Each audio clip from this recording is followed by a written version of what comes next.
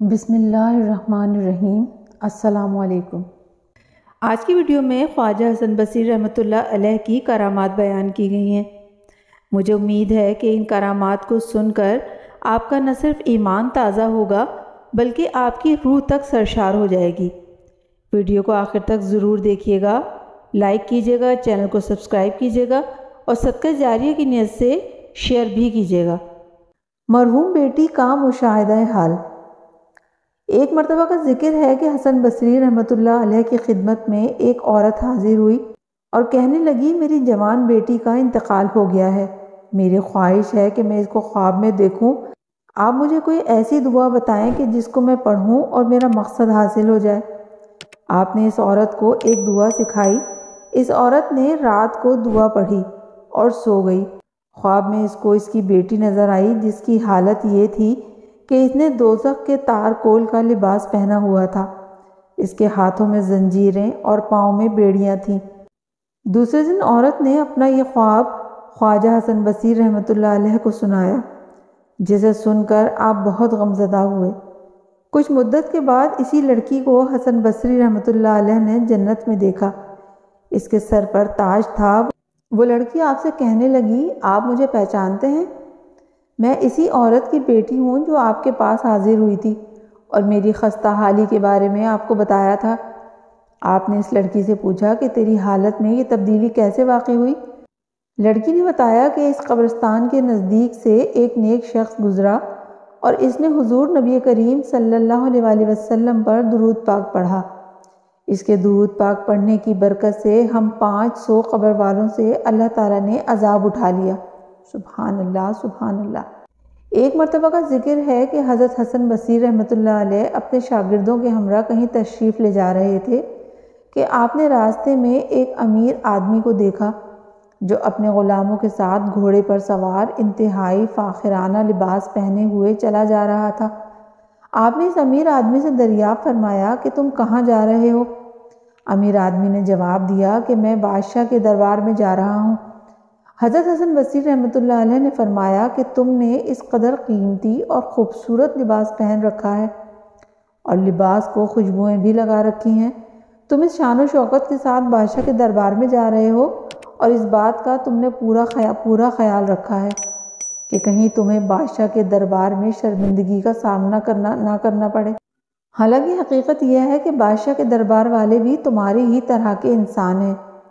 اب تم خود ہی سوچو کہ کل قیامت کے دن اللہ تعالیٰ کے دربار میں جہاں پر بڑے بڑے جلیل القدر انبیاء اکرام اور عظیم المرتبت برگزیدہ ہستیاں موجود ہوں گی، تم اپنے گناہوں کی گندگی کی وجہ سے شرمندہ نہ ہوگے۔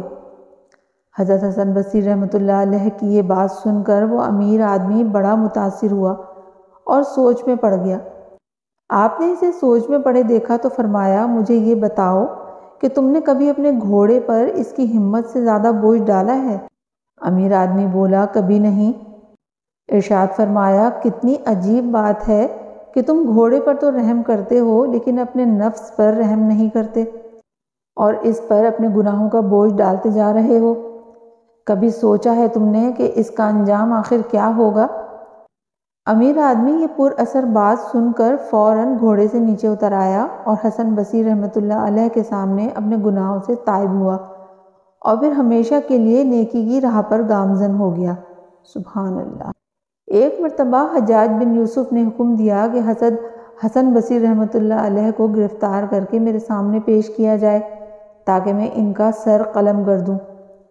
حجاج کے اس ظلم سے فرار ہو کر حضرت حسن بصری رحمۃ اللہ علیہ حضرت حبیب اجمی رحمۃ اللہ علیہ کے حجرے عبادت میں روپوش ہو گئے۔ آپ کو تلاش کرتے کرتے حجاج بن یوسف کے سپاہی حضرت حبیب اجمی رحمۃ اللہ علیہ کے پاس بھی آئے اور ان سے پوچھنے لگے، اے حبیب، تم نے کہیں حسن بصری کو دیکھا ہے؟ حضرت حبیب اجمی رحمۃ اللہ علیہ نے فرمایا، ہاں میں نے دیکھا ہے۔ سپاہیوں نے کہا کہ کہاں پر دیکھا ہے؟ انہوں نے فرمایا کہ وہ ابھی میرے عبادت خانے میں تشریف لے گئے ہیں۔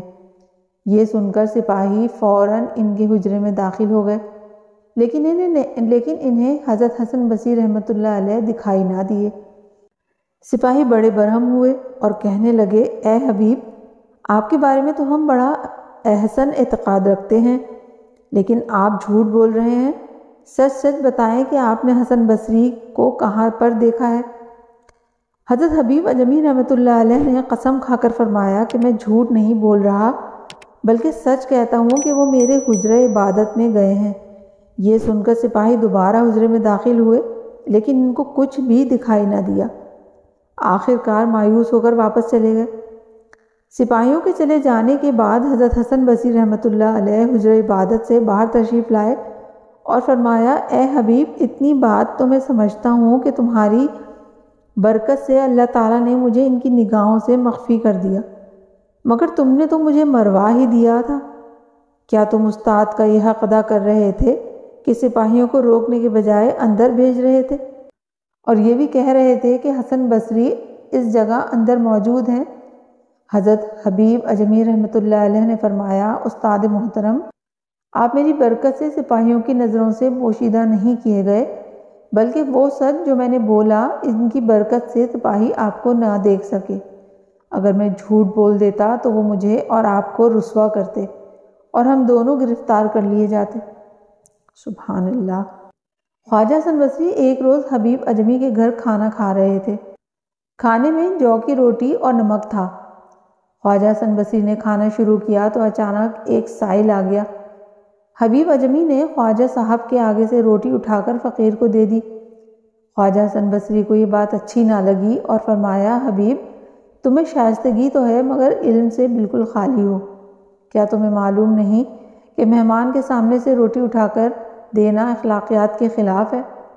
اور اگر خیرات ہی کرنی تھی تو آدھی روٹی بھی دے سکتے تھے، وہی کافی ہوتی۔ حبیب اجمی خواجہ صاحب کی بات سن کر خاموش ہو گئے اور کوئی جواب نہ دیا، بلکہ دروازے پر نظریں جمائے رکھیں۔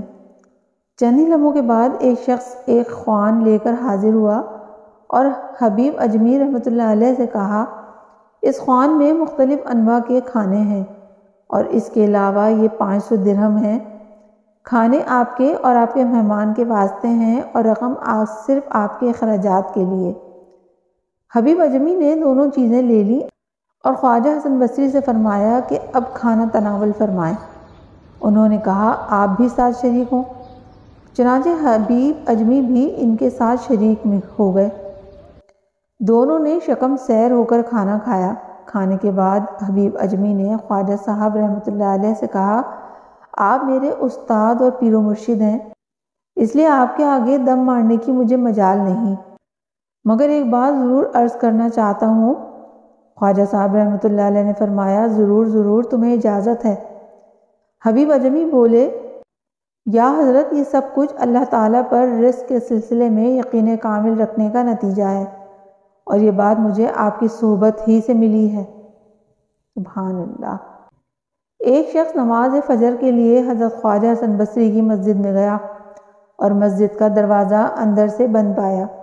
اندر سے خواجہ حسن کے دعا مانگنے کی آواز آ رہی تھی اور بہت سے لوگوں کے آمین کہنے کی صدا بھی آ رہی تھی۔ اس شخص نے خیال کیا کہ شاید خواجہ کے احباب مسجد میں آئے ہوئے ہیں۔ وہ کچھ دیر انتظار میں باہر ٹھہرا رہا۔ کافی انتظار کے بعد جب صبح ہونے کا وقت قریب پہنچا تو اس نے مسجد کے دروازے کو ہاتھ سے دھکیلا۔ دروازہ کھل گیا، حالانکہ پہلے بند تھا۔ اندر خواجہ حسن بصری رحمۃ اللہ علیہ کے علاوہ اور کوئی بھی نہ تھا۔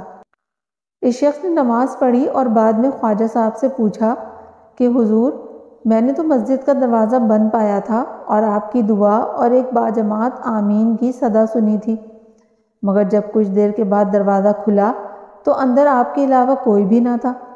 یہ کیا ماجرا ہے؟ خدا را کچھ تو فرمائیے۔ حضرت خواجہ حسن بصری رحمۃ اللہ علیہ نے اس شخص کو تنبیہ کی کہ خاموش رہ اور یہ بات کسی کو مت بتانا۔ یہاں ہر روز فجر کی نماز سے پہلے جن اور پریوں کی ایک جماعت میرے پاس درس لینے اور وعظ سننے آتی ہے اور آخر میں باقاعدہ دعا ہوتی ہے۔ آج بھی وہ مخلوق آئی ہوئی تھی اور انہوں نے ہی دروازہ بند کر رکھا تھا، اور جب وہ باہر نکلے تو تمہیں خبر تک نہ ہوئی۔ سبحان اللہ، سبحان اللہ۔ امید ہے آپ کو یہ ویڈیو پسند آئی ہوگی۔ ویڈیو کو لائک کیجیے گا، شیئر کیجیے گا اور چینل کو سبسکرائب کیجیے گا۔ انشاءاللہ پھر کسی اچھی ویڈیو کے ساتھ آپ کے سامنے حاضر ہوں گے۔ جب تک کے لیے اللہ حافظ۔